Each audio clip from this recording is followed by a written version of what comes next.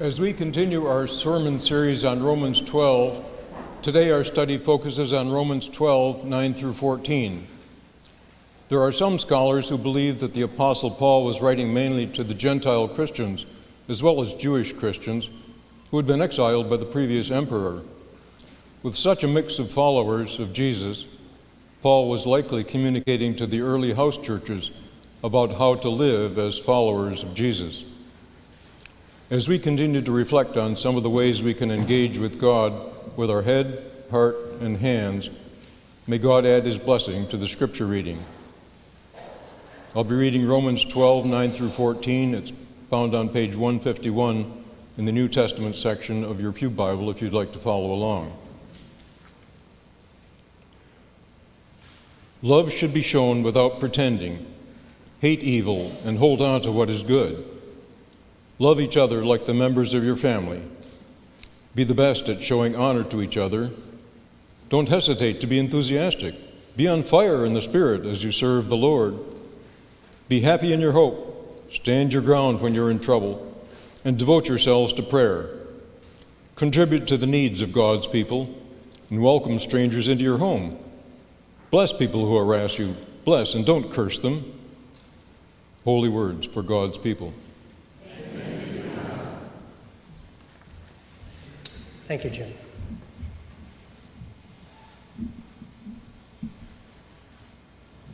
Well, we actually say at the beginning of the liturgy that we have an open table, and what that means is that everybody without exception is invited to come forward and receive bread and wine, which for us is the body and blood of Christ. And we tell people if they choose not to commune, you can come forward and receive a blessing instead. Somebody asked me, what does everyone have in common in your parish, or what unites everyone? And I was thinking, gosh, I don't think it's a doctrine. You know, people believe all kinds of stuff in my church. But I think it's the belief in and the practice of an open table. That's like non-negotiable for us. And it's such a point of contention in the church, having an open table, which makes no sense to me at all, because if you look at the text, like pretty consistently, Jesus is having supper with the wrong people, right? I mean, God's upstairs going like, ah! Yeah, God, he's like, my son's the worst. It is like, he has supper with people who don't wash their hands properly, and the prostitutes, and the tax collectors, and all, Pharisees. He doesn't care. He's having supper with all the wrong people. And the Last Supper's the worst. Look at what those guys were just about to do, right? And then what happens as soon as the church is set up? We're like, one of our main jobs is making sure the wrong people don't come to the Lord's Supper. It's like, it's just inconsistent to me. So having an open table to me is not about radical hospitality, like this sort of virtue we have of including everyone. No, it has to do with this God we have who includes everyone. I don't like it. I wish I could make the guest list, trust me. I don't enjoy the fact that all the people are welcome at this table, because it means that it's going to be people I don't agree with, or who I don't like, or they don't like me, or who piss me off, or whatever, or who I find I'm just uncomfortable with. People piss you off? Yeah, just a Wait, I thought you were a pastor. Only occasionally. Did your training tell you to? Only occasionally. So it's not about this, we're trying to be virtuous and so open and affirming and inclusive and all these things about us. This is about God.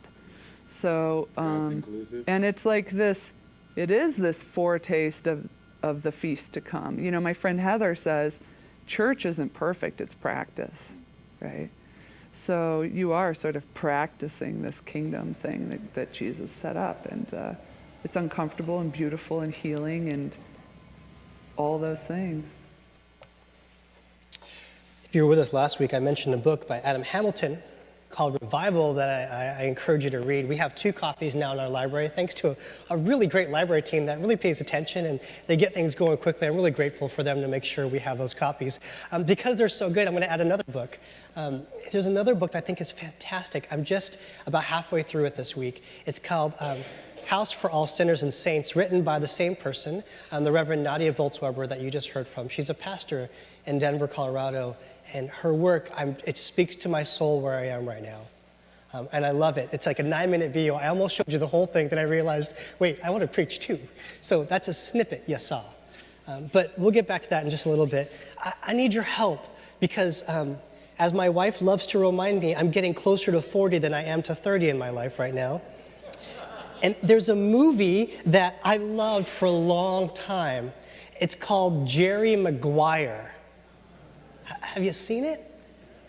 I think maybe it's because the NFL draft just happened, because a part of the movie has to do with the draft. But there are two actors who play the main roles, three really. Cuba Gooding Jr., who we won't talk about, great actor though.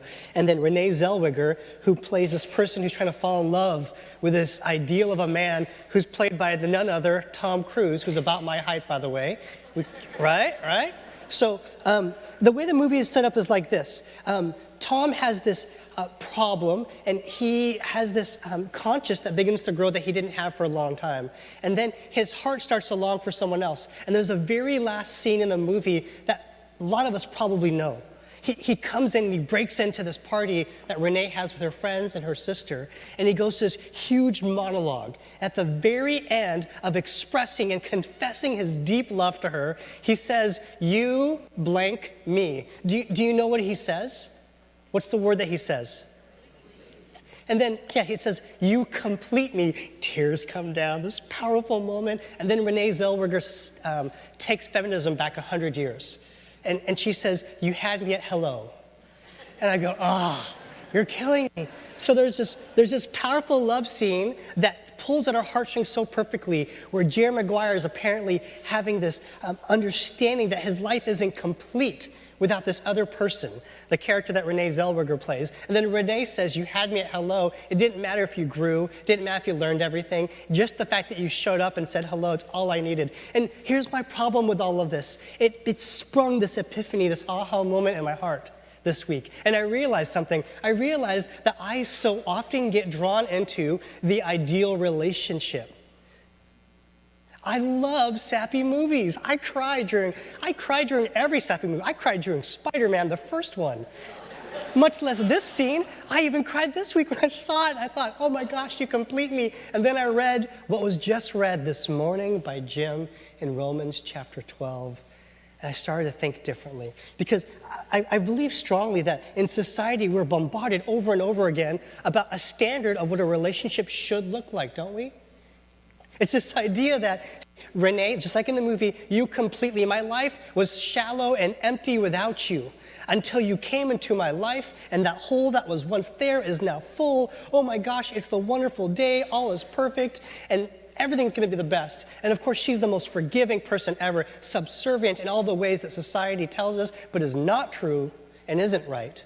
And she says, "You had me at hello. You didn't need to say you're sorry. You didn't need to grow." And here's my problem with all of this. My problem with all of this is this. We set up relationships as if we need someone else to be full and whole and complete. That sounds good theoretically until life happens. When I was starting at a seminary, in 2004, I had this thing in my mind that when I would do premarital counseling with folks, and I'd set them up, I'd always be working with 20-somethings, maybe 30-somethings.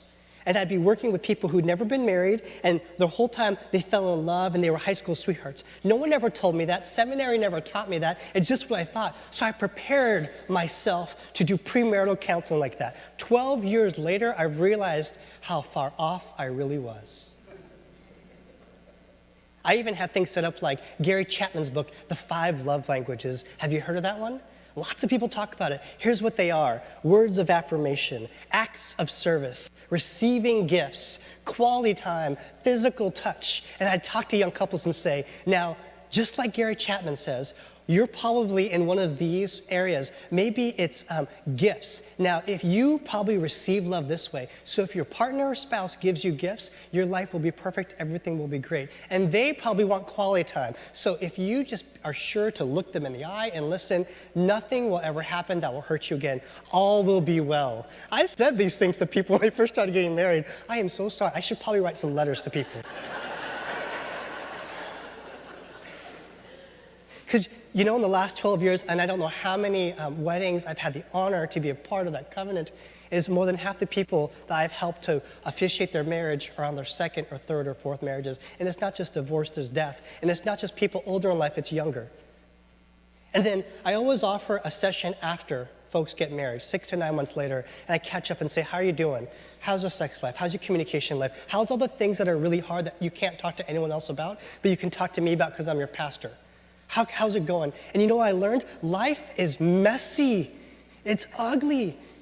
I wonder what happened to Jerry Maguire and Renee Zellweger in their character if the movie extended 5 more minutes. Can you imagine what breakfast was like the next day after this huge affirmation of, you complete me, you're everything I need. And the next day she goes, can you please put your dishes away? Because we know what's ideal, but what we also know is that's not necessarily life. Because life is beautiful, it's messy, and it hurts. So you know what I do now? When I work with folks in premarital counseling, I talk to them about seasons of life and how seasons change, and it's not every 3 months. Sometimes things are just perfect, and you should appreciate and savor every moment of it, just like a great meal. Have you ever had a great meal where you know it's good, the lighting's perfect, the company is great, you feel like you're just totally in tune with the person, and everything about it is one that you realize, this is my Kodak moment. I want to savor this moment because I want to remember this. It usually doesn't happen at McDonald's. It usually happens somewhere where you set everything aside, and whoever you're with, you're having that moment when all of a sudden you know you're going to see life differently. Because I believe that so often we idealize our relationships with our future spouse as if we can't be complete unless we find someone else in our life, and that just isn't true. It can't be true. I don't believe it to be true. Have you seen the unity candles that people do in weddings? I am very progressive and open to lots of things in weddings. One of the few things it's my line I draw is this. When we have the unity candle, which is often, let's pretend this Purell is that. Forgive me if this is totally, I don't think it's sacrilegious. Let's just do it anyway. So if this is the candle and the couples,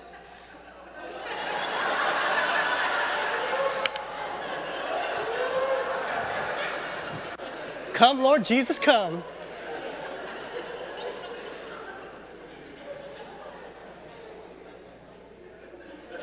That was fun. All right, so the unity candles here, when they light it in the middle, the one thing that cannot happen in weddings I officiate is they can never blow out their side candles. And we talk about the why, because the why always drives the what and the how. And the why matters because you're always an individual. And on our best of days, when we find someone else who's willing to walk alongside us in our life, our light burns brighter, is never extinguished.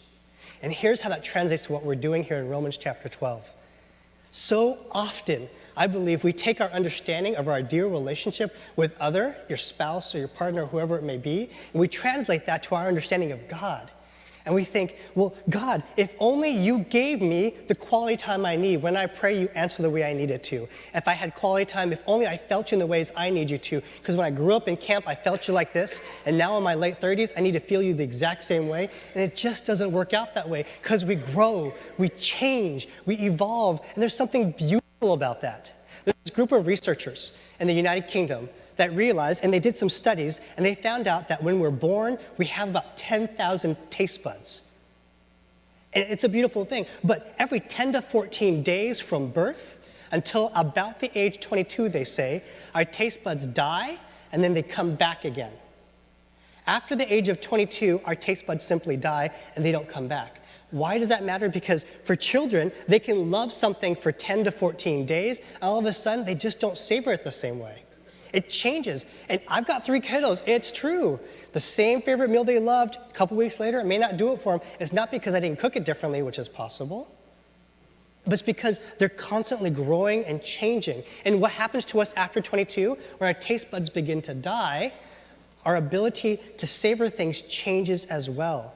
I love blue cheese right now at the age of 30-something, but when I was 8, I didn't love it so much.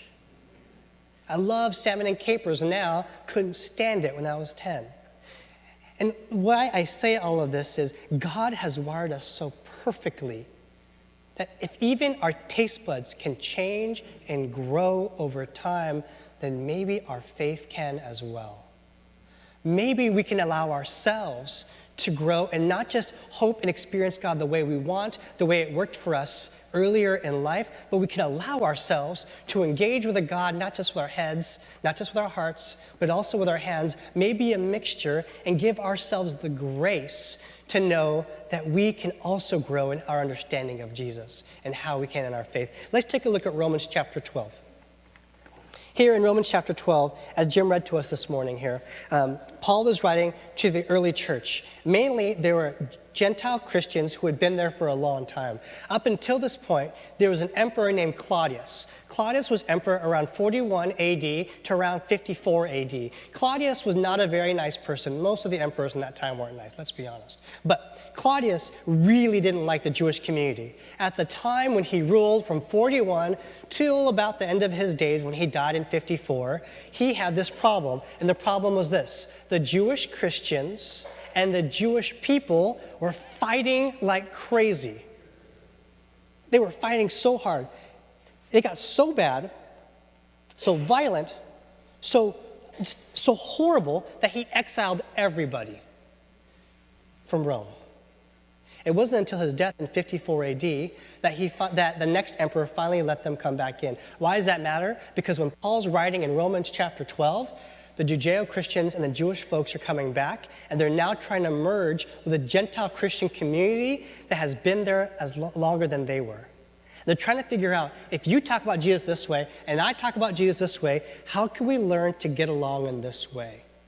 What does it mean for us to be faithful people together?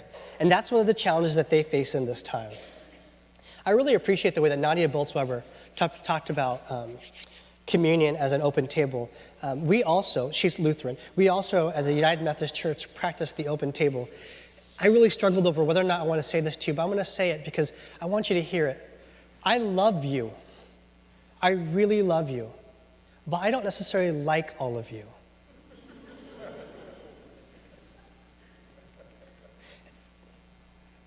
In the Christian faith, we're called to love one another in the same ways that we read about here.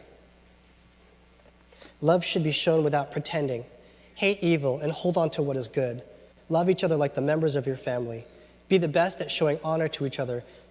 Don't hesitate to be enthusiastic. Be on fire in the Spirit as you serve the Lord. Be happy in your hope. Stand your ground when you're in trouble and devote yourselves to prayer. Contribute to the needs of God's people and welcome strangers in your home. Bless people who harass you. Bless and don't curse them. What I mean when I say I love you, but I don't necessarily like all of you, is I haven't had a chance to know you, and maybe, just maybe, if I were really honest, I may not want to sit next to a Husky game with you because we see things differently. Maybe, just maybe, we see things differently politically, and on my day off, I want to spend the day a little bit differently than with each and every one of you. And that's hard, because I grew up as a pastor believing I'm supposed to like everybody. And I've lived with the guilt of feeling bad when I struggle with that. But that doesn't mean I'm not called to love you in real and honest ways, in the ways that Jesus did. And that's a big difference, because love comes from Jesus, and like is my confession. What we get to do in communion in just a little bit when Pastor Joe leads us in a sung liturgy is we practice the faith until I can genuinely say, I love you and I'm so glad to be with you. I want to say that, but I'm learning and I'm growing. I don't have it all together yet. I have my struggles. I get annoyed. And it's really hard. I think one of the reasons why I'm excited about sabbatical this summer is I want to gain a better perspective on how to be a truer and more authentic person with you. I'm not there yet, but I want to be. But maybe, just maybe, we can begin to practice how to love one another in authentic ways. Maybe we don't have to like each other. Maybe we don't have to agree with each other the exact same way. But definitely we need to learn how to love the way that Romans picked out. And love speaks truth. Love is sincere. Love struggles. Love challenges us to burn brighter. It doesn't tell us, I'm not complete without you. Love challenges us in the ways that we don't always want. And when love is rooted in Jesus, everything can change. That's my prayer for us as we continue this series. That's my prayer for us as we begin to practice the faith until we believe it. That we can practice a time to share God's love and not make it focused on my like. What a gift it is that church isn't about me. Thanks be to God. Amen.